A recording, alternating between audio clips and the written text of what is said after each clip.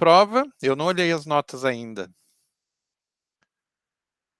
Tudo tranquilo? É, foi tranquilo.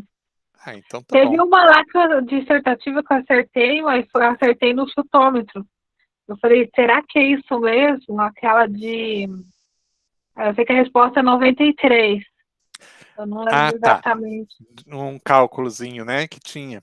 E eu falei, Uhum. será que isso? Eu fiquei na dúvida. Se o professor, não sei se o professor vai dar devolutiva hoje, e se puder Não, explicar para nós.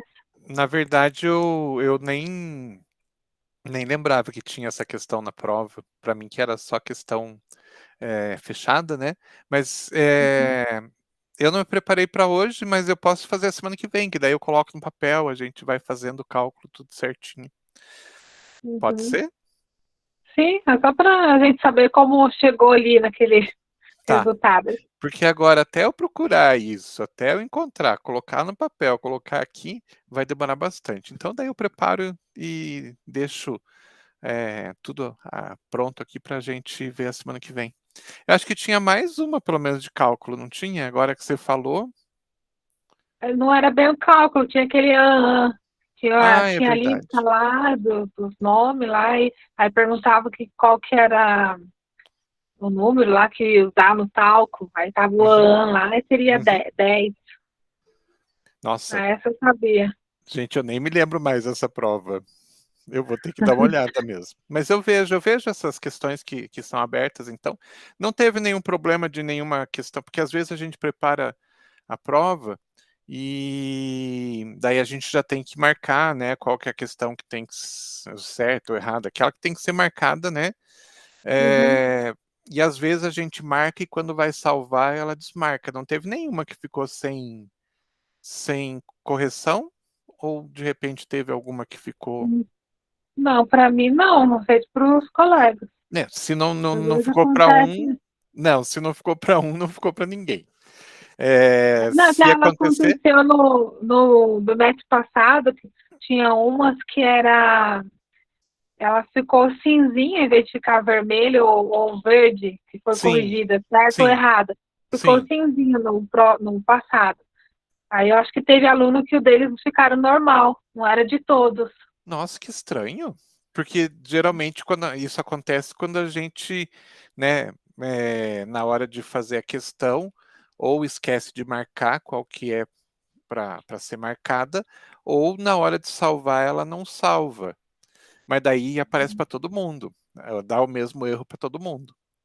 Aham, entendi. Mas se de repente aconteceu com alguém, alguém fala e depois a gente vê. Daí semana que vem, então, a gente dá uma olhada, tá bom? Tá bom, obrigada. Beleza, então. Deixa eu colocar aqui para compartilhar para a gente começar. Começar em termos, que a gente vai continuar, né? Vamos continuar falando do mesmo assunto ainda. Então, a gente vai continuar falando de forma farmacêutica líquida. Deixa eu colocar aqui. Está aparecendo aí para vocês? Sim, Tá. Então, a gente continua falando de forma farmacêutica líquida e continua falando de solução ainda. A solução, dentre todas as formas farmacêuticas líquidas que a gente tem, é a mais importante e a que mais tem variedade no mercado. Desculpe. Então, ela realmente ela toma bastante tempo das nossas aulas. Vocês vão ver que depois as outras formas farmacêuticas líquidas, que são as suspensões e as emulsões orais, elas passam rapidinho, porque elas não estão em tão grande quantidade quanto as formas farmacêuticas líquidas solução. Basicamente tudo não, mas quase tudo que a gente prepara numa farmácia de manipulação, que seja líquido, vai ser na forma de solução. Por isso que a gente tem aí bastante informação sobre as soluções. E na última aula, então, a gente falou sobre. ah, Lembrando, né, que a gente falou de dissolução e tudo mais, do soluto, que muitas vezes ele tem uma certa dificuldade em se dissolver no solvente e que a gente pode dar uma forcinha, né? Então, utilizando temperatura, quando é possível, agitação, a adição de outras substâncias que vão favorecer essa dissolução, né? E a gente terminou por aí. Então, continuando a falar sobre as soluções, a gente tem que, num determinado momento, tomar algumas decisões. Então, essas decisões estão ligadas a situações, né, que podem acontecer no preparo da solução e que a gente tem que pensar sempre na melhor forma, né, que traga o melhor resultado para o paciente e que também traga mais facilidade para a gente, inclusive na hora do preparo, né? Então, tem algumas perguntinhas que a gente sempre tem que perguntar, se perguntar e responder, né, da melhor forma possível. Então, a primeira pergunta que a gente tem é em relação à questão dos fármacos que a gente vai utilizar, né, na forma de solução para uso oral. Não são todos, né? Tem alguns que a gente vai passar na pele, na mucosa, tem outros fármacos na forma de solução que a gente vai utilizar de outras formas, até injetável, né? Mas quando a gente vai utilizar por via oral, a gente tem que sempre se perguntar: esse fármaco, né, que é um sólido que eu vou dissolver num solvente, qual que é o solvente que dissolve esse fármaco e esse solvente não prejudica, né, o nosso organismo, já que a gente vai engolir, vamos dizer assim, vamos tomar essa solução. Então, a gente tem sempre que perguntar isso, né? Qual que é o melhor solvente que a gente tem, que tem capacidade de dissolver aquele fármaco específico e que não vai prejudicar a gente, já que a gente vai tomar esse medicamento.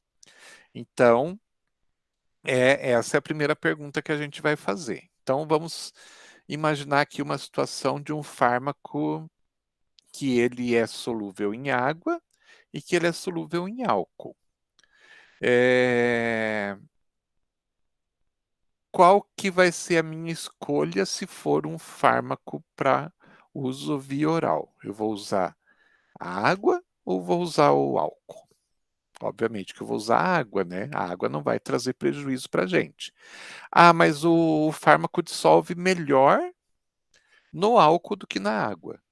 Porém, né, como a gente vai ingerir esse produto, o álcool vai nos prejudicar mais do que a água. Então, a gente, na hora de fazer a escolha, a gente vai escolher aquele que seja mais benéfico pro nosso organismo, né? Ah, é mais difícil de dissolver, é mais difícil de transformar aquele fármaco numa solução. Tudo bem. Porém, né, ele é mais seguro para utilização, para a pessoa utilizar. Então, a gente vai fazer a escolha, no caso aqui, da água ao invés do álcool. Ok?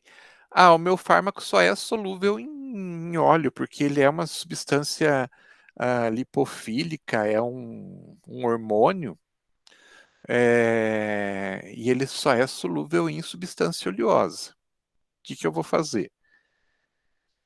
Vou utilizar como solvente o óleo mais adequado que eu posso utilizar, que dissolva essa substância, então, lipofílica, e não traga prejuízo para a gente. Então, por exemplo, eu tenho aí óleo de milho e tenho óleo de rícino.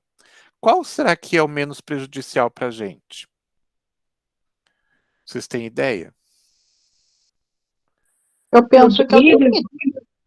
O de milho, porque o de rícino ele tem um efeito, né, que a gente chama de catártico, que acelerar o nosso peristaltismo e fazer com que, dependendo inclusive do volume que a gente for utilizar, trazer problemas gástricos para a pessoa. Então, vamos usar o óleo de milho, né? Então, assim, a gente tem que sempre pensar nos resultados que esse solvente pode trazer para o nosso organismo, certo?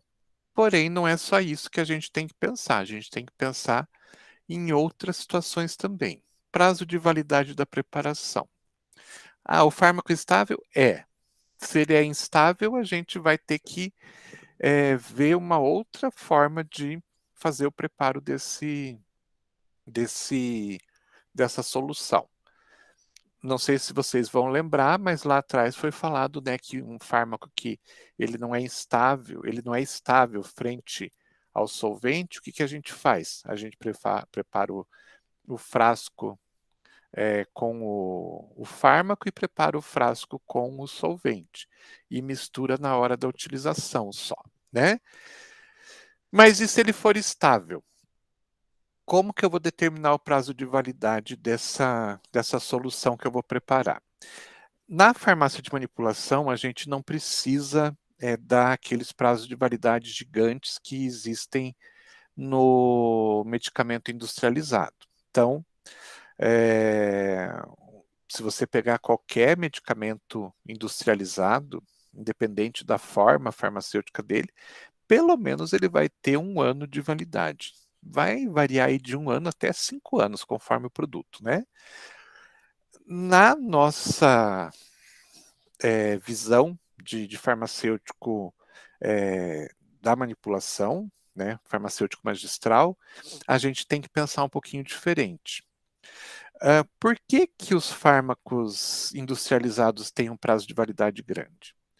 Porque eles vão ser produzidos lá na indústria, né? E às vezes eles são produzidos na indústria e ficam estocados um tempo lá na indústria até que uma empresa distribuidora de medicamentos compre aquele medicamento, daí esse medicamento vai ser levado para a distribuidora, pode ser que ele fique mais um tempo parado lá até que uma farmácia resolva comprar aquele produto, vai para a farmácia e fica muitas vezes na prateleira por um período de tempo razoavelmente grande. Então a gente precisa ter prazos de validade grande. E para ter prazo de validade grande, muitas vezes a gente vai carregar um pouco mais no conservante, ou deixa eu abrir que chegou alguém, ou fazer algo que vai aumentar esse prazo de validade. No caso do medicamento manipulado, a gente pensa de uma forma diferente. A gente pensa, então, que a gente vai preparar o medicamento para aquele tratamento, né, para aquele período de tratamento do paciente. Então, vamos fazer aqui imaginar uma situação.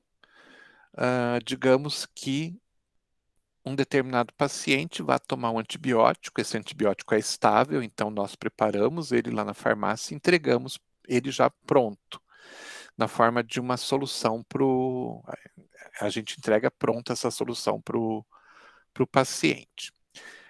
Geralmente o antibiótico tem um período de tratamento aí de alguns dias, 10 dias no máximo. É muito difícil ultrapassar esse período de tempo, né? Então é sempre um período curto. Se eu preparo um antibiótico, né, para um determinado paciente, e ele é daquele tipo de paciente que começa a utilizar corretamente o antibiótico, mas daí chega lá no 4º, no 5º dia, o antibiótico já está demonstrando os efeitos, então desaparece muitas vezes o processo infeccioso, desaparece febre, desaparece dor que está ligado, né? Muitas vezes o paciente para de utilizar, mesmo sabendo que o tratamento é, digamos aí, de 10 dias, lá no 5º dia, mais ou menos, ele para. O que vai acontecer? Vai sobrar a solução. O que ele vai fazer? Ele vai pegar, vai fechar e vai guardar. E um outro dia, num outro momento, quando ele tiver esses mesmos problemas, ele vai lembrar daquele antibiótico que ele guardou e vai querer usar aquele antibiótico. Se a gente dá um prazo de validade muito grande, ele vai utilizar de novo. Então, a forma de trabalho dentro da farmácia de manipulação é dar um prazo de validade curto, claro, um pouco acima do prazo de validade, né, do tempo de tratamento. Então, não vou fazer um produto com 7 dias de validade, 10 dias de validade. Desculpem, eu vou dar uma validade maior, mas eu não vou dar uma validade muito grande, exatamente para que, se o indivíduo for pegar aquele frasco que já está aberto, né, e que a gente já não consegue mais garantir a qualidade daquele produto, abriu, né, começou a utilizar, a gente não sabe como que a pessoa está manipulando aquele produto, a gente já não pode mais garantir a qualidade dele. Então, para evitar que esse paciente venha a pegar esse frasco e utilizar novamente, a gente dá um prazo de validade curto. Ele vai olhar o frasco, vai ver lá, venceu. Não vai usar, né? É muito difícil alguém utilizar um medicamento depois do prazo de validade ultrapassado. Alguém aqui utiliza, só para perguntar?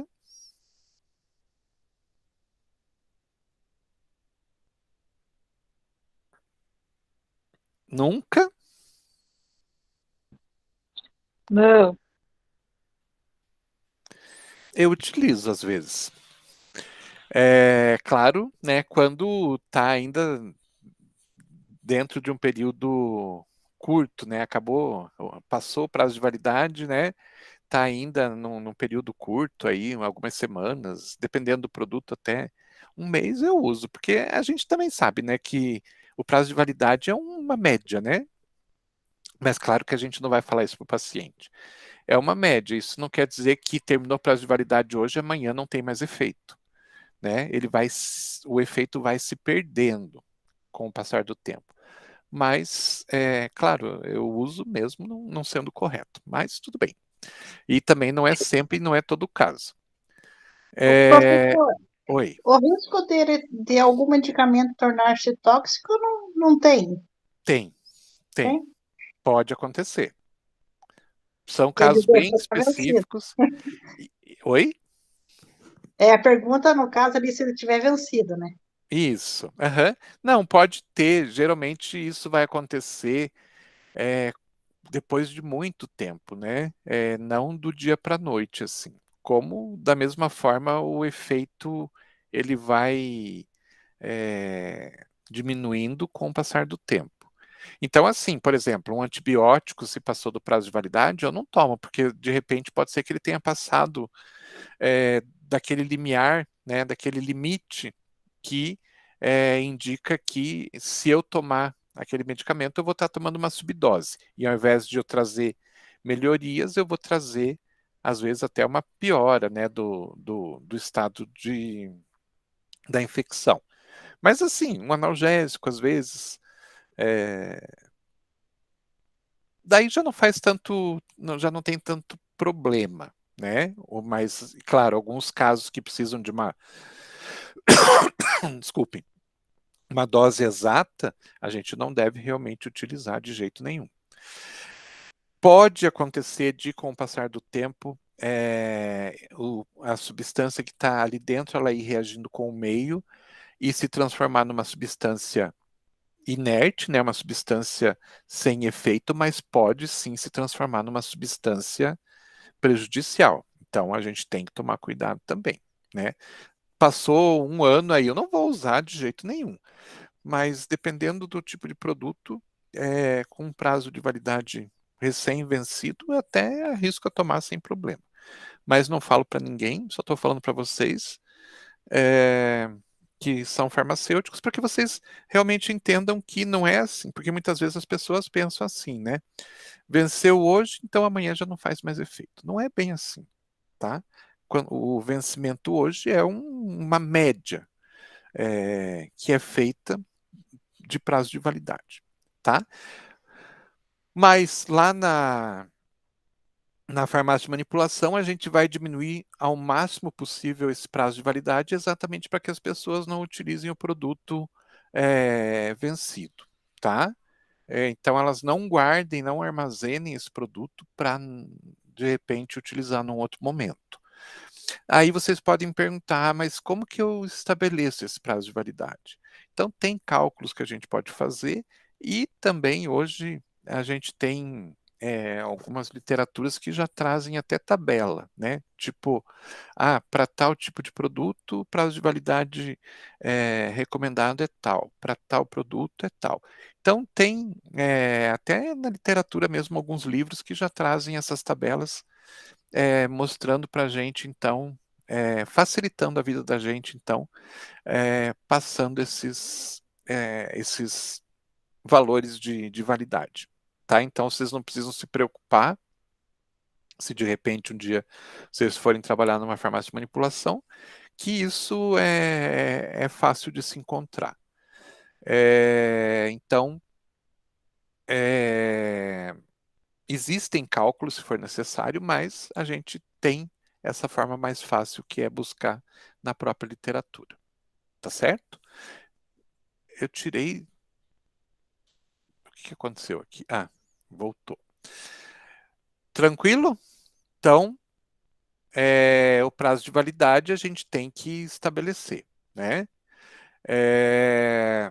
Qual o valor de pH ideal para a formulação? Então, aqui também a gente tem que pensar, né, onde vai ser utilizada essa solução, porque dependendo do local onde ela for usada, o pH daquele local pode ser específico e muitas vezes a gente precisa ajustar o pH conforme o local onde vai ser passado, tá? Vai ser utilizado aquele produto. Então, vamos pensar assim, nosso organismo como um todo, a gente tem aí, em média, o pH do nosso organismo na faixa de 5,5 a 6, né? Cabelo pode ser um pouquinho mais baixo, a pele pode ser um pouquinho mais alto, mas dependendo do local, inclusive da própria pele, o pH pode ser variável. Então a gente tem lugares que é um pouquinho mais ácido, tem lugares que é menos ácido e assim por diante. Então tem que se pensar onde vai ser utilizada essa solução. Ela vai ser utilizada, vai ser feita uma solução para uso nasal. Então a gente precisa buscar informação a respeito do pH da mucosa nasal, e vocês vão ver que ele é diferente, ele difere inclusive se for uma criança ou se for um adulto, e a gente vai ajustar esse pH de acordo com esse local, com essa mucosa. Por quê?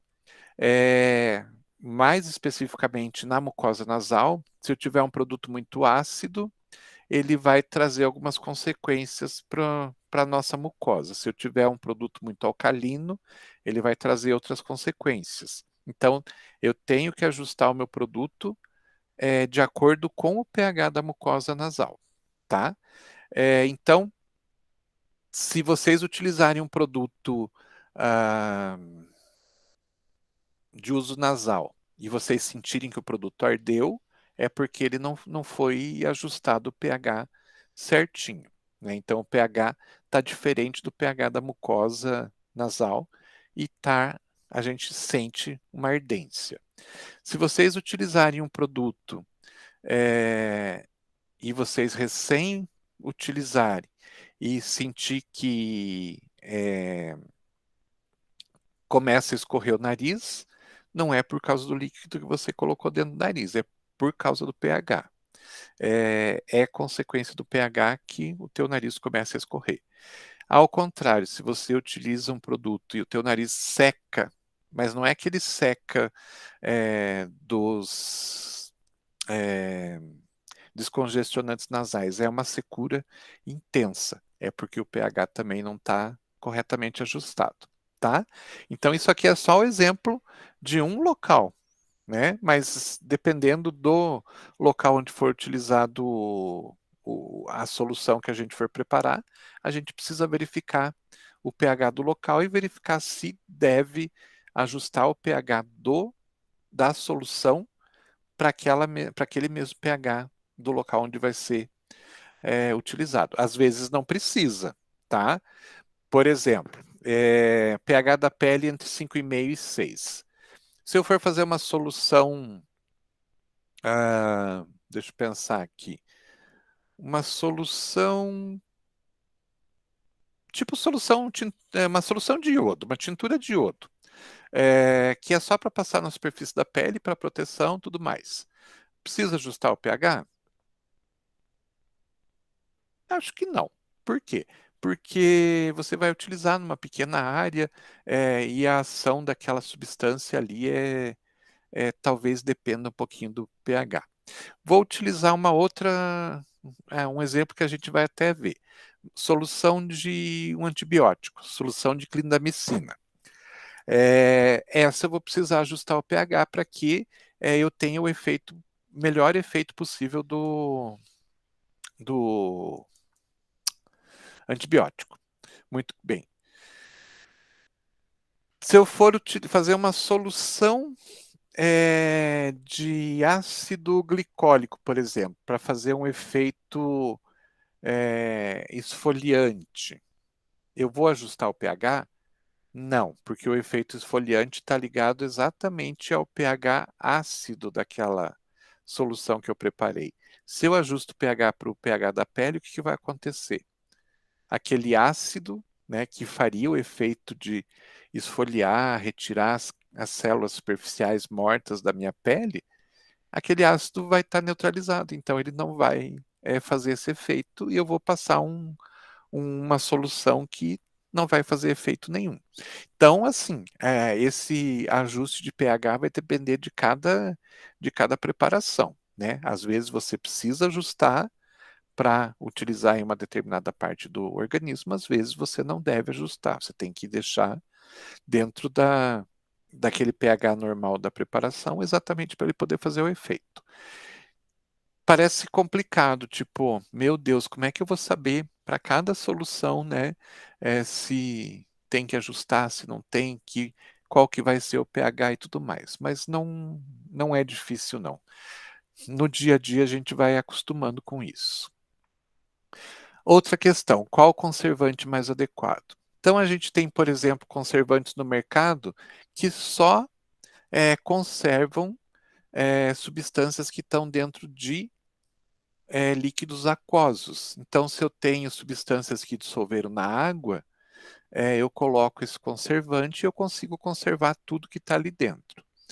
Eu tenho conservantes que só conseguem conservar substâncias que estão dentro de líquidos oleosos. Então, se eu colocar esse conservante na água, por exemplo, ele não vai conseguir fazer o efeito de conservação.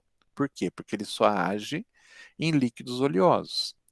Tenho conservantes que atuam tanto em líquidos aquosos quanto oleosos, né, indiferente da característica do líquido. Tenho conservantes que funcionam das mais variadas formas. Então, para cada preparação também, eu preciso analisar a preparação e verificar qual que seria o conservante mais adequado. Eu tenho conservante, por exemplo, que não pode ser utilizado para um produto que vai ser usado via oral. Então, nesses casos, eu tenho que descartar esse tipo de conservante, ele não é adequado para isso. E assim por diante. Então, a gente precisa, então, conhecer os conservantes e conhecer também as características da solução que a gente está preparando. Outra pergunta, é necessário adicionar agente sequestrante? O que é o agente sequestrante? É aquela substância, geralmente a gente utiliza o EDTA, que é uma substância que tem uma característica de envolver íons que estão livres numa solução. Então, vamos voltar a uma coisa que a gente já falou anteriormente. A água que a gente utiliza numa farmácia de manipulação não é uma água estéril, né? Para a maior parte das formulações, a gente não precisa de água estéril, a gente precisa de água que passou por processo de filtração. Então, a água vem lá da rede pública, vem pelo encanamento mesmo, chega na nossa farmácia, a gente vai passar essa água por um ou dois processos de purificação, e a água fica pura. Porém, ela não consegue eliminar alguns íons que estão na água. Então, o íon cálcio, por exemplo, que é muito comum, né? Íon ferro também é muito comum, que está ligado muitas vezes com o próprio ferro do encanamento ainda existente. Esses íons eles acabam, então, passando pelos processos de purificação, porque a gente não consegue separar, não consegue reter esses íons, né? Então eu preciso conhecer a minha água. A minha água contém íons?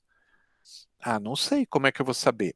Eu vou pegar essa água e vou mandar para um laboratório, para esse laboratório fazer uma análise dessa água. Ele vai então fazer toda a determinação das características da água, inclusive se tem presença de íons ou não. Então, obviamente, eu não vou pegar água lá da torneira, eu vou pegar água já purificada, para ver se o meu processo de purificação está sendo adequado. Então, eu mando essa água para um laboratório que faz análises e eles vão me dizer: olha, tem íons cálcio, né? Tem íons ferro. Então, o que eu vou fazer?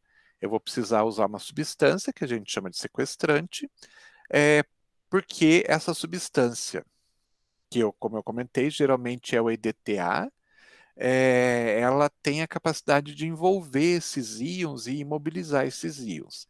Então, os íons vão continuar ali naquela água, mas eles não vão fazer o seu efeito, porque enquanto eles estão livres ali, eles podem fazer o seu efeito. São íons que podem reagir com outras substâncias. A partir do momento que o EDTA envolve essas substâncias e imobiliza essas substâncias, esses íons, eles já não têm mais capacidade de reagir com outras substâncias. Então, eles estão ali, mas estão imobilizados, como se fossem. Nem fizessem parte daquela solução, daquela água, porque eles não têm nenhum tipo de ação, eles não conseguem mais agir. Alguém colocou uma. Não fui eu, professor, que levantei a mão, com licença. Diga. Professor, nessas explicações, então seria correto colocar um filtro, por causa da água, na questão, por exemplo, já direto no cavalete? Dependendo da farmácia? Ou no caso do laboratório, o que produz, tipo, porque caiu uma questão exatamente nesse mesmo contexto, só que na prova do professor Javier de homeopatia. Tá. E eu me lembro que ele tinha tocado nesse assunto, sabe? Daí eu até coloquei essa como certa, que toda farmácia de homeopatia tem, por causa da água, né? Sim. Era mais ou menos nesse contexto. Coloca-se o filtro. É certo? É assim, essa linha de pensamento? Então, na homeopatia é um pouquinho diferente. Dentro dos processos de purificação de água na homeopatia, muitas vezes é utilizado o processo de destilação, sabe? E aí o que acontece? No processo de destilação, e é um destilador especial de vidro que eles pedem, que eles exigem e tudo mais, eu não sou não sou conhecedor da homeopatia, e eu não sei exatamente como é que é o processo, o funcionamento ali, mas o que acontece é que nesse processo de destilação eu imagino que os sólidos, né, o que for insolúvel vai ficar no destilador, não vai passar para a água. Então, teoricamente, você tem uma água mais pura. Não sei te dizer exatamente, eu não tenho como te afirmar nada em relação a isso, porque eu não sei exatamente o que eles exigem dentro da água para manipulação de homeopatia. O grande problema que a gente tem é na manipulação da alopatia, né, a manipulação normal, entre aspas, né, não homeopática, é a questão, então, desses íons estarem presentes e eles reagirem com as substâncias e trazerem algum tipo de característica que a gente não quer para o produto. Então, é muito comum a gente fazer um creme, por exemplo, quer dizer, não que seja muito comum, mas se eu não prestar atenção nessa questão dos íons, né, é comum acontecer, de repente, de eu ter íon ferro na água, e quando eu preparo um creme, o creme fica lá todo bonitinho, todo branquinho e tudo mais. Se eu armazenar esse creme, esse íon que está livre, ele pode, então, começar a reagir com os componentes do creme e começar a trazer uma coloração acastanhada. Então, o creme começa a ficar meio castanho, ele perde aquela cor branca e fica começa a formar pontos meio castanhos, né? E isso é uma questão que traz como é que eu posso dizer? É negativo em relação à aparência, não que ele vá trazer algum efeito negativo para o produto que não seja a questão da aparência, a questão estética, sabe? Então, muitas vezes a gente trabalha com isso e usa muito o EDTA exatamente para evitar que isso venha acontecer. Não sei, eu acho que os filtros, aqueles filtros, né, mais, como é que eu posso dizer? Aqueles filtros de membrana, tipo milipore, essas coisas assim, eu acho que eles conseguem segurar esses íons, mas eu não sei se para uma farmácia de homeopatia ele seria viável pelo preço dele. Então, eu não sei realmente te dizer, eu não tenho como te afirmar. Eu sei que dentro da farmácia de manipulação, a gente tem processos de purificação da água, né, que pode passar, inclusive pelos filtros, osmose reversa e tudo mais, mas que mesmo assim alguns íons acabam passando. E daí a gente, então, fazendo a análise da água, se a gente perceber que aquela água comumente vai ter íons, a gente vai reforçar, né, a utilização desses agentes quelantes exatamente para que isso não venha trazer algum efeito, geralmente visual, mais desagradável, né, na formulação. Porque se a gente for pensar um íon cálcio, por exemplo, numa solução, se a gente tomar aquele cálcio, não vai ter problemas para a gente. Se a gente tomar aquele íon ferro, né, não vai trazer problemas para a gente. Então, eu acredito que influenciar no tratamento não vai, sabe? Eu acho que vai influenciar mais na aparência do produto. Não sei se responde o que você estava perguntando, Na não sei se é realidade, exatamente professor, isso. o professor realmente não respondeu, inclusive destacou o que o professor Javier também falou, que é de um custo elevado. Sim. É lógico que daí tem que procurar mais informações, mas o que o senhor disse, o professor também, Javier, disse. O Aham. custo é muito elevado desses filtros. Uhum. Sim, sim. Se for aquele que realmente retém tudo, é um equipamento, né? Não só o filtro, mas o equipamento todo ele é bastante caro. Geralmente a gente utiliza isso, se for o caso, né? Aqueles filtros, aquelas membranas filtrantes que a gente chama, a gente utiliza para produto injetável, porque daí a gente não pode ter absolutamente nada, né? Mas nesses casos, na manipulação, eu não sei se esses íons vão influenciar de alguma forma as matérias-primas homeopáticas, mas na alopática não vai trazer esse nenhum tipo de problema. O problema está muito mais na questão estética e visual do que qualquer outra coisa. Né? Porque se a gente for pensar o seguinte, eu tomo água de torneira, eu estou tomando água que tem cálcio, eu estou tomando água que tem magnésio, eu estou tomando água que tem o ferro, e na verdade a gente precisa desses minerais, né? O problema que a gente tem mesmo na manipulação é essa questão deles continuarem reagindo ali dentro e de repente transformar, né, a nossa forma farmacêutica, tá? Mas em questão de influenciar na saúde da pessoa, não tem esse problema, tá? Claro, se eu for utilizar um injetável, eu não posso ter daí nenhuma partícula, nenhum tipo de íon. A água tem que ser pura, 100% pura, né? Mas se for para qualquer solução de uso externo ou mesmo uso interno via oral, tranquilo, tá? Deixa eu pensar aqui uma coisa.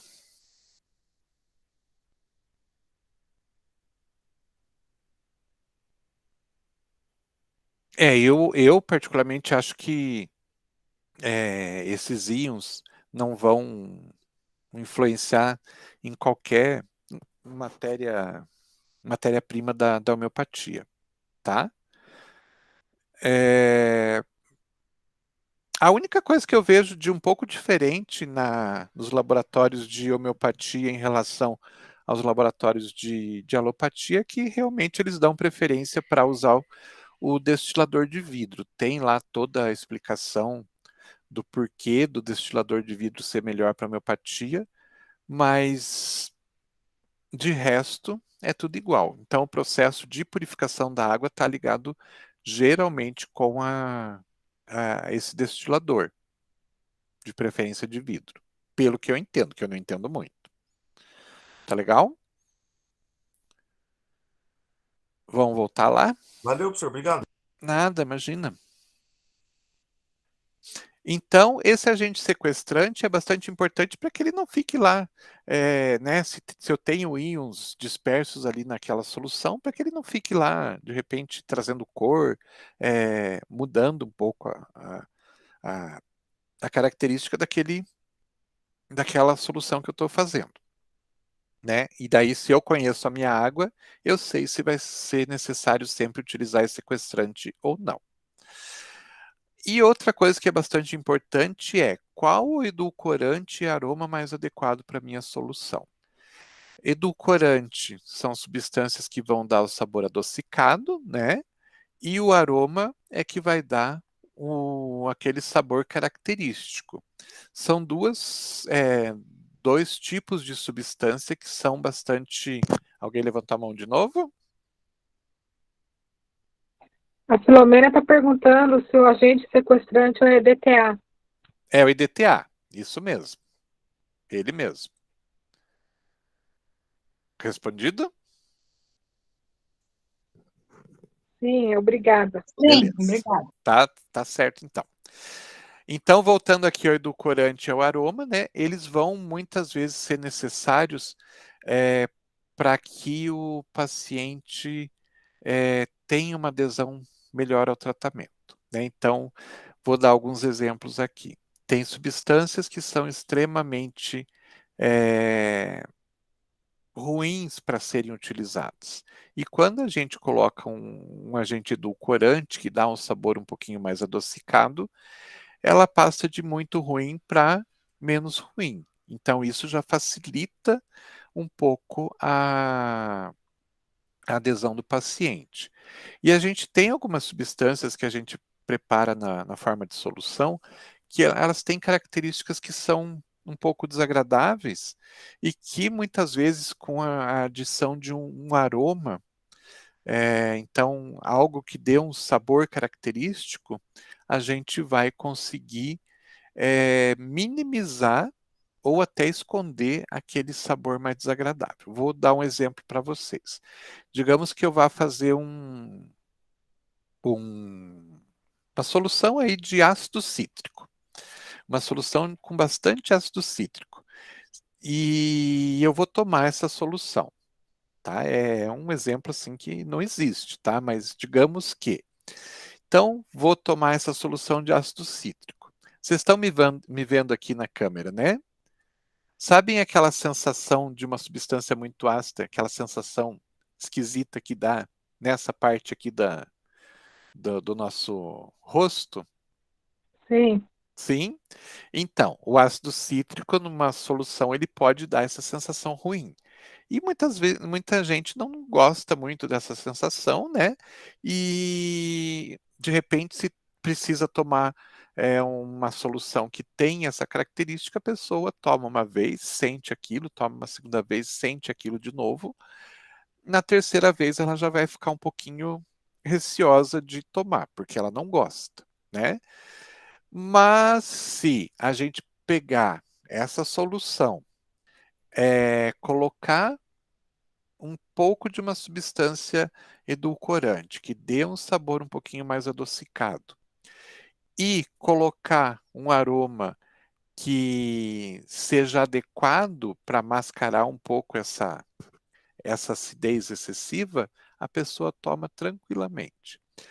Então, se eu pegar, por exemplo, ácido cítrico, né? Então, o ácido cítrico é um ácido, está muito ligado com frutas ácidas. Então, no limão a gente tem, na laranja a gente tem, no abacaxi a gente tem em grande quantidade. Então, se eu coloco nessa solução um saborzinho de limão, por exemplo, quando a pessoa vai tomar e ela sabe que aquilo é sabor limão, ela já espera que dê essa sensação aqui no rosto. Então, ela não liga, porque ela sabe que aquilo está ligado com o gosto do limão, ou com o gosto da laranja, ou com o gosto do abacaxi. Então, muitas vezes, a pessoa acaba associando aquela sensaçãozinha com o gosto do limão que a gente colocou ali. E ela toma mais tranquilamente. Então, é muito comum a gente colocar esses sabores exatamente para mascarar alguma característica do, da substância que a gente dissolveu ali, exatamente para ficar mais, como a gente fala, palatável. Então, a pessoa tomar aquilo com, digamos assim, com mais facilidade. Outro exemplo, tem algumas substâncias que quando a gente prepara elas em solução, e elas são para uso oral, elas ficam com um gosto metálico, é um gosto esquisito na boca da gente, a gente chama de um gosto metálico. Se a gente coloca um aroma de chocolate, esse aroma de chocolate esconde esse gosto metálico e as pessoas não percebem ou percebem como só um fundinho de gosto metálico. Então, o aroma é muito utilizado exatamente para isso, para mascarar sabores ruins. Ou até para favorecer a adesão, principalmente quando a gente está falando aí de uma população específica como as crianças, né? Então, se você tem um produto que não tem um gosto bom, mas você coloca então lá um sabor de morango, um sabor de chocolate, um sabor de alguma fruta, a criança toma com muito mais facilidade. Então, sempre que a gente for preparar uma solução e essa solução for para via oral, a gente vai pensar, né? É necessário a gente colocar um edulcorante? Sim ou não? Geralmente a gente vai colocar para melhorar o sabor. É necessário a gente colocar um aroma? Sim. Então, qual aroma? O que a gente quer esconder? Então, existem técnicas também para isso, existem tabelas também para isso. Então, se vocês, não sei se vocês imaginam, mas eu, quando eu falo toda hora que existe tabela para isso, tabela para aquilo, eu imagino uma farmácia de manipulação com as paredes todas cheias de tabelas grudadas assim, né? É que é tanta tabela que a gente tem, mas existem tabelas então que indicam para a gente, olha, para gosto ácido, os melhores sabores são esse. Para os gostos metálicos, esse. Para o gosto amargo, esse. Então, facilita bastante a vida da gente. E aí a gente vai então escolher dentre aqueles sabores todos que a gente tem, qual que é o mais adequado. E claro, tem que ter um pouquinho de bom senso. Pergunto para vocês, se eu colocar se eu for fazer uma solução que vá mentol, por exemplo, o que eu devo colocar de aroma que, né, combine, vamos dizer assim, com o mentol? Hortelã, eucalipto. Uhum. A própria menta, né, ou a hortelã, o eucalipto, são bastante adequados. Então a gente tem que trabalhar com esse bom senso também. Não vou colocar um sabor de morango ali com aquele sabor forte de mentol no fundo, né? Até pode, mas não é o mais adequado. E, claro, né, se tiver que colocar uma cor, também vou colocar uma cor que seja compatível.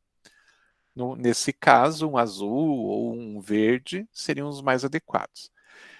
E tudo isso para finalizar, então, o preparo de uma solução. Dentro do preparo de uma solução, a gente tem algumas regras também que a gente tem que levar em consideração. Sempre filtrar as soluções que a gente for preparar antes de a gente armazenar o produto, colocar dentro do recipiente adequado. Por quê? Porque vamos pensar o seguinte, digamos que eu vou fazer uma solução de cloreto de sódio, o soro fisiológico, tá? 0,9%. Eu vou utilizar a matéria-prima cloreto de sódio, que é o sal de cozinha. Claro que eu não vou comprar sal de cozinha para usar no meu laboratório, mas é o mesmo cloreto de sódio que passou pelos mesmos processos de refino lá atrás na indústria e tudo mais. Não é um produto 100% puro. Ele vai ter sempre um certo grau de impurezas. E às vezes a gente vai fazer o preparo de uma solução de cloreto de sódio, por exemplo, e de repente tem uma partículazinha lá que não é cloreto de sódio, é uma impureza. E de repente eu peso ela e acabo colocando na água, faço a solução. Dali a pouco o cloreto de sódio está todo dissolvido, né? Coloco dentro do frasco, quando eu olho tem uma partícula que está nadando ali no meio daquele líquido. Não existe nada pior do que isso, né? Eu sei que o meu produto contém impurezas, né? E de repente eu acabei de pegar uma impureza e transformei essa impureza, coloquei ela dentro de uma solução. Então, para evitar que isso vá para o nosso cliente, né? E de repente ele pegue aquele frasco e olhe e veja aquela partícula nadando ali no meio daquele líquido. Imagine que a nossa farmácia não é uma farmácia que preza muito pela qualidade.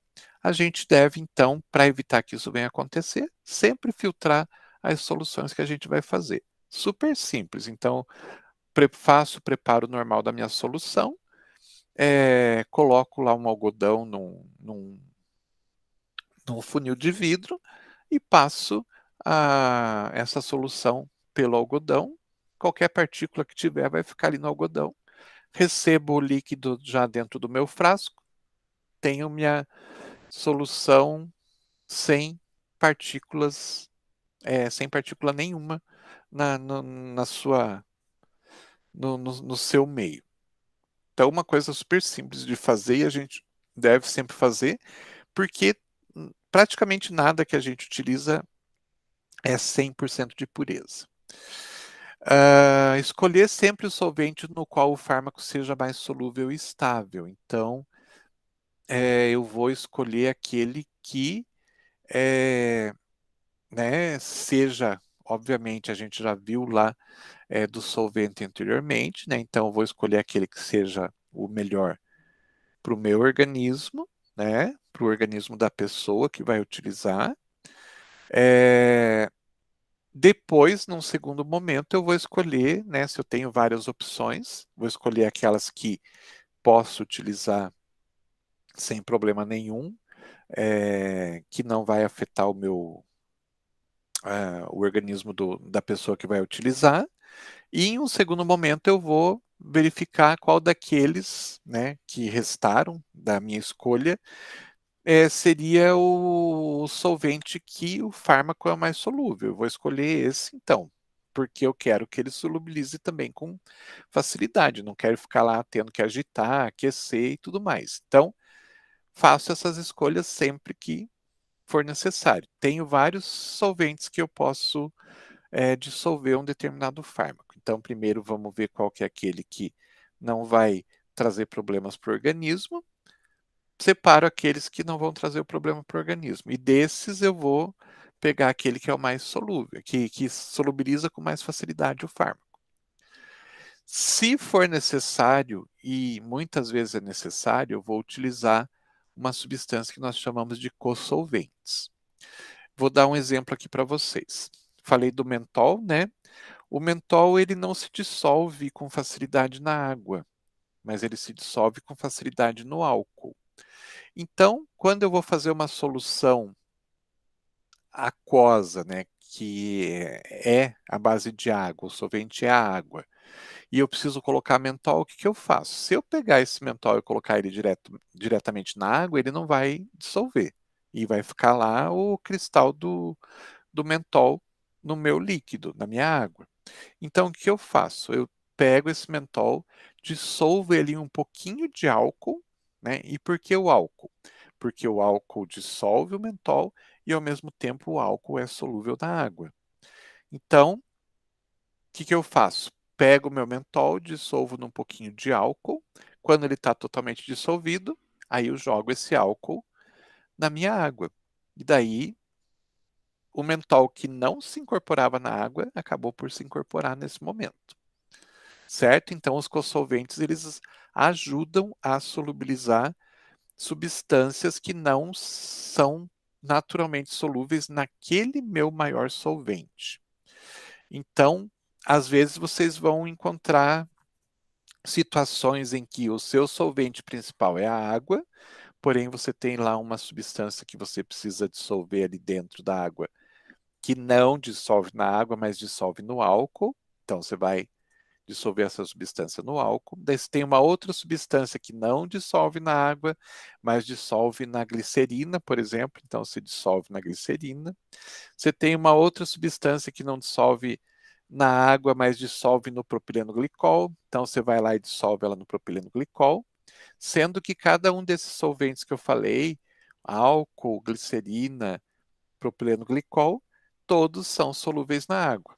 Então, dissolvi as substâncias separadamente em cada um dos solventes que elas são solúveis, depois eu entorno tudo para água e tenho a minha solução pronta. Ok? Para preparar soluções viscosas, como o xarope, o edulito, eu devo então dissolver o fármaco em um líquido pouco viscoso e depois jogar ele, dissolver ele no líquido viscoso. Então, imaginem, eu fiz um xarope, ele é viscoso, né? Ele é, entre aspas, é um líquido grosso. Se eu tentar dissolver nesse líquido grosso um fármaco na forma de pó, eu vou ter muita dificuldade de dissolver, porque ele é bastante viscoso. Então, o que eu faço? Eu posso pegar esse fármaco, dissolver em um líquido, vamos dizer aqui água, por exemplo, se ele for solúvel na água, dissolvo ele na água com facilidade, e daí, depois que ele está dissolvido, eu jogo dentro do xarope e faço o processo de mistura. Então, isso facilita a minha vida, diminui o tempo que eu vou ter para dissolver esse sólido lá no líquido. Se eu fosse dissolver diretamente no xarope, eu ia levar um tempão para fazer isso. Mas, então, para diminuir esse tempo, eu vou lá, dissolvo ele na água e jogo dentro do xarope e misturo e está pronto. Quando eu tenho um líquido mais viscoso e um líquido menos viscoso e eu preciso misturar um no outro, a regra é sempre adicionar o líquido mais viscoso no mais fluido, ou seja, no menos viscoso. Se eu tentar fazer o contrário, eu vou levar muito mais tempo para incorporar um no outro. Então, imagine o seguinte, eu tenho lá um xarope, ele já está bem viscoso, né? E daí eu jogo um pouco de água em cima desse xarope. Até eu dissolver toda essa água no xarope, eu vou levar um tempão para que ele fique homogêneo novamente. Se eu fizer o contrário, eu tenho um pouquinho de água que eu quero incorporar no xarope e eu for jogando o xarope aos pouquinhos e dissolvendo e homogeneizando, rapidinho eu tenho essa água dissolvida dentro de todo o meu xarope. São coisinhas assim, são pontinhos assim que no dia a dia a gente acaba adotando exatamente porque traz mais rapidez para o processo. Somente aquecer a mistura se isso for imprescindível. Pergunto para vocês, por quê? Vou fazer uma solução. A solução de cloreto de sódio 0,9%. É o soro fisiológico. Se eu pegar o, o, o, o, o, o sal, né, o cloreto de sódio, e dissolver na água, rapidamente ele dissolve, eu não preciso de aquecimento. Se eu colocar uma quantidade maior, eu vou precisar de aquecimento, né? E o que isso vai trazer de resultado negativo para mim? O que vocês acham?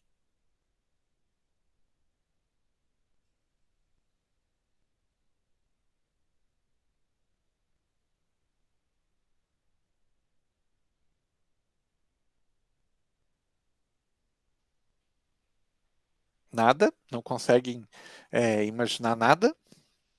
Professor, desculpe, o senhor pode refazer a pergunta? Sim. Imagina o seguinte, vou pegar aqui o cloreto de sódio mesmo, né? Eu tenho ele numa pequena quantidade e eu vou solubilizar ele na água, tá? Então eu solubilizo ele na água fria mesmo. Rapidamente ele dissolve na água. Se eu for aquecer essa água para dissolver, vai trazer alguma diferença para mim no preparo dessa solução? Não, eu creio que não. Vai, Vai? vai.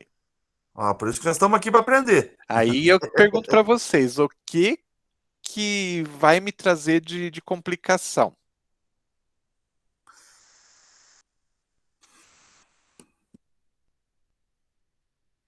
Eu Não vou sei. perder, eu vou perder tempo aquecendo a água e vou perder tempo esperando que aquela solução esfrie. Então é um tempo que eu só devo perder quando realmente eu precisar. Então eu não vou ficar aquecendo alguma coisa que não tem necessidade, tá? Porque de repente pode ser que a dissolução ela aconteça um pouquinho mais rápido, mas o tempo que eu levo para aquecer e o tempo que eu levo para esperar essa solução esfriar é muito maior do que o tempo que eu levo para dissolver aquele sal. Então, só devo mesmo aquecer quando for necessário. Não vou aquecer só para acelerar o processo de dissolução, porque nunca vai compensar. Sempre eu vou, porque depois eu vou precisar esperar que aquele líquido esfrie. Então, se eu não tenho outra possibilidade, eu não consigo dissolver, tudo bem aquecer. Agora, se eu achar que de repente eu aquecendo, né, eu vou fazer a coisa mais rápida, na verdade, isso não acontece. Tá certo? Então, só vou mesmo aquecer se não tiver outra possibilidade. Não sei se eu fui claro. Sim, Foi não? sim, professor. Sim? Ok. Sim. Então é isso. Muitas vezes a gente vê o pessoal aquecendo, achando que está deixando o processo mais rápido, mas na verdade não está, porque a pessoa não conta que ela vai perder um tempão esperando aquilo esfriar novamente. A gente não pode utilizar muitas vezes o produto quente, então a gente precisa esperar esfriar e isso vai tomar um tempo lascado. E corrigir sempre que necessário o pH, isso é bastante importante. A gente já comentou, né? Dependendo do local, a gente tem que fazer a correção, dependendo do local ou da característica do produto que a gente quer, a gente não faz essa correção. Então, a gente vai fazer a correção quando for necessário, tá? Vi já muita farmácia de manipulação preparar substâncias ácidas para fazer as esfoliações, né, as esfoliações químicas. Então, colocam lá ácido glicólico, ácido glicirrícico, o ácido hialurônico e tudo mais, que pelo fato de serem ácidos, eles vão alterar o pH e vão deixar o pH do produto mais ácido. Mas essa é a característica que a gente quer, que o produto seja ácido para ele fazer o efeito de esfoliação.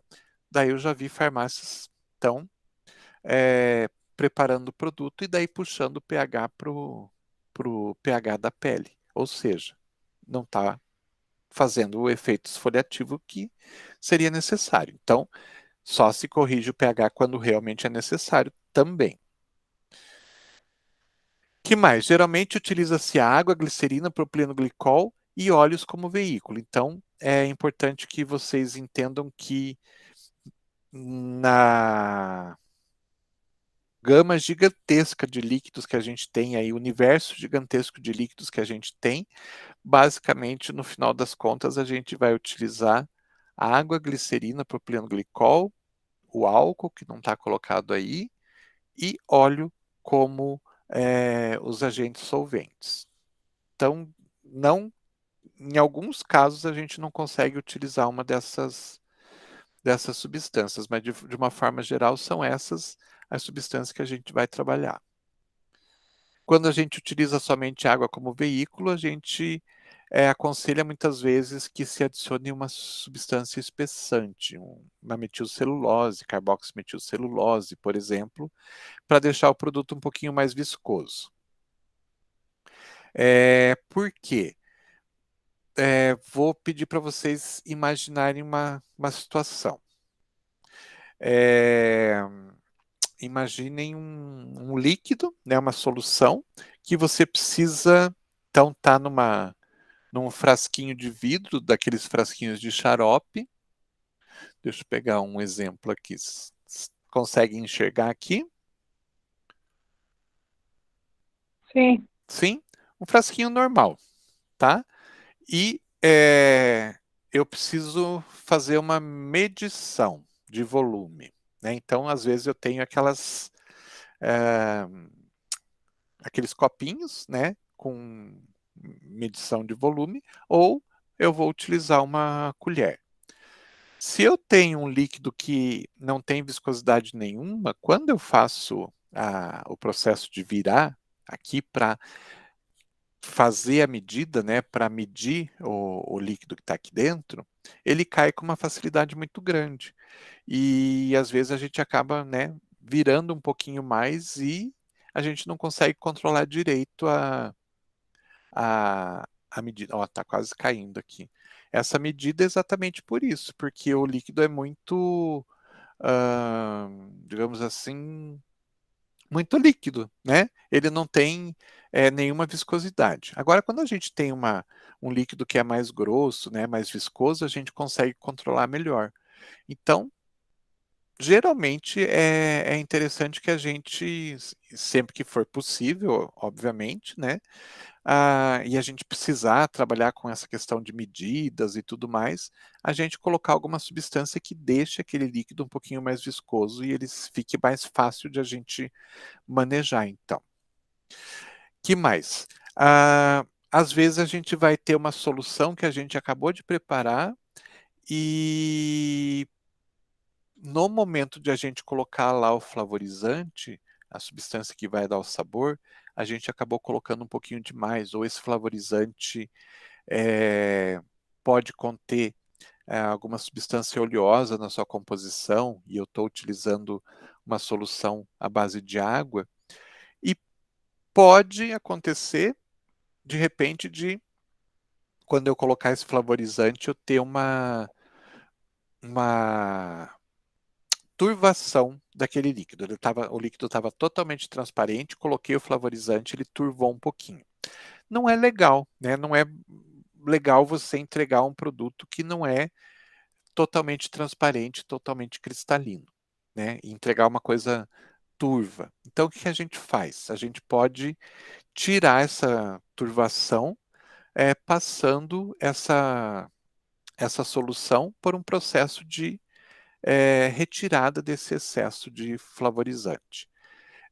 Como? Então a gente coloca aí uma quantidade de talco, entre 1 e 2% de talco, né? Mistura esse talco nessa solução, lembrando que o talco não vai dissolver, ele não vai se incorporar naquele líquido, ele é totalmente insolúvel, então a gente mistura, mas ele vai se depositar lá no fundo. Mistura bem, passa por um papel de filtro. O que acontece? O talco ele faz a adsorção do excesso de de flavorizante, aí geralmente substância oleosa. Então, ele retém na superfície de cada uma das partículas do talco uma parte dessa substância que está dando esse efeito de turbidez. Então, quando você coloca o talco, mistura bem, e daí você passa esse líquido por um papel de filtro, o papel de filtro vai reter o talco, e junto com o talco ele vai reter esse excesso de flavorizante. Então, quando você passa por esse filtro, quando você recebe o produto lá embaixo, ele está límpido de novo, ele está bonitinho e está com uma aparência bem cristalina, né? Então, uma aparência que dá para você entregar o produto para o seu cliente. Beleza, gente? Vou deixar o restante, a gente vai começar a falar dos diferentes tipos de... Até eu vou colocar aqui para que vocês vejam que na próxima aula a gente vai falar das soluções que a gente chama de soluções diferenciadas. Então, a gente separa as soluções em grandes grupos, né? Então, para não dizer que existe um tipo só de solução, a gente separa didaticamente as diversos tipos de soluções diferentes de acordo com a área de aplicação. Então, a gente acaba considerando as soluções como soluções oftálmicas, nasais. Tem oftálmicas duas vezes aqui, na verdade não é oftálmica, é otológica, que é para ouvido, odontológica, retais e vaginais, que são as que a gente mais prepara dentro das farmácias de manipulação. Mostrei isso aqui para vocês porque a pergunta está ligada exatamente a essa questão das soluções diferenciadas, tá? Mas a gente continua na semana que vem.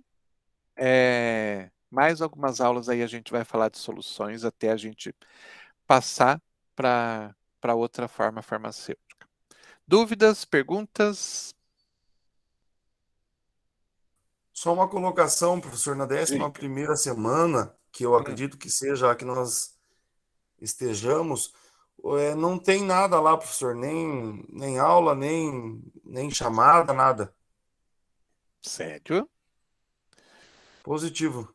Espera aí, só um pouquinho, que isso eu já Não consigo seria ver. que a semana de prova? Mas o professor não posta nada mesmo. Espera aí, Não, mas essa semana aqui que o senhor está postando a aula seria a 11ª, né? Que nós estamos. Isso, espera aí. Para mim não aparece nada, professor. Espera aí. Deixa eu ver que ela está aqui já. 11ª semana. Tá aqui, ó, 11ª semana, 11 a 17, essa semana, né? Isso. Não tem material, não tem nada? Tem, para mim tem. Para mim Será aparece que tem mais também. algum aluno que está com esse problema? Ué, É que o professor provavelmente postou agora à tarde, né? Se do eu era pus com o hoje à pessoal tarde. aberto, Sim. na hora que o professor postou, o meu estava assim também. Eu tive que fechar, reiniciar, né? Aí apareceu a 11ª. Entendi. Eu pus agora à tarde, Professor, mas já agora tá aí. apareceu o que eu atualizei aqui, apareceu a aula. Ah, então tá. Mas até antes de começar a aula não tinha nada. Aí já tem gente até que já respondeu a pergunta. Eu abri lá, ainda não respondi. Eu estava esperando o professor falar.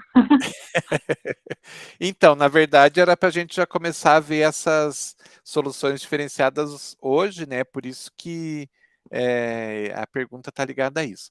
Como eu acabei falando mais do que devia nesse momento, né? E não deu tempo, então, por isso que eu já respondi para vocês, mostrando para vocês lá na frente o que a gente vai ver, tá? Tranquilo?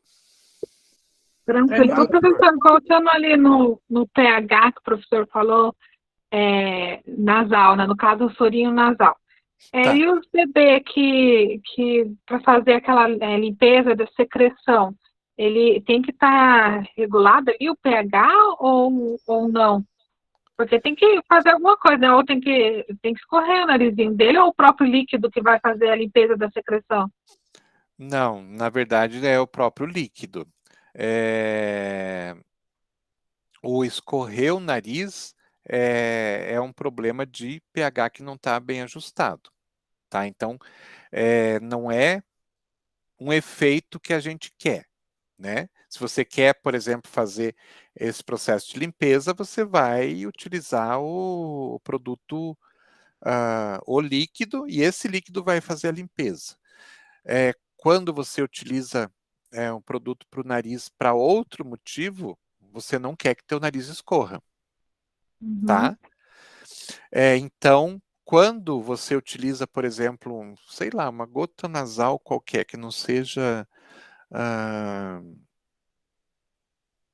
uma gota daqueles substâncias... Ai, como que fala? Me fugiu a palavra agora. Descongestionantes, né? O que você quer? Você quer que, por algum motivo, aquela substância que você está pingando ali, ela faça um efeito. Geralmente é um efeito local, né? Digamos que você esteja lá com, sei lá, uma infecção ali dentro na mucosa do nariz, tá? Então você vai colocar um agente tópico ali na mucosa. Então, uma solução tópica, né? Para fazer o efeito antibiótico ali no local. Eu preciso fazer a correção no pH, porque eu não quero que o meu nariz fique seco, né? E eu não quero que o meu nariz fique escorrendo, porque aquele produto que eu estou colocando ali, eu quero que fique em contato com a minha mucosa. Então, se o pH não está ajustado e o meu nariz está escorrendo, eu estou fazendo com que o produto saia junto com aquele líquido. E não é isso que eu quero. Ah, entendi. Tá? E outra coisa, se eu não ajusto o pH, além de ter esse problema, né, se ele ficar ácido ou ficar alcalino, se eu não ajusto o pH, quem utiliza o líquido nasal sente muita ardência. E isso é uma coisa que a gente não quer também. Então, além de não sei se vocês já usaram, tem um sorinho no mercado que a maior parte dos soros são a 0,9%, mas tem um, se eu não me engano, que é 2 ou 3%. Vocês já viram na farmácia? Eu não. Não? Mas existe. Hoje existe um na farmácia que é 2 ou 3%. Ele vai fazer um efeito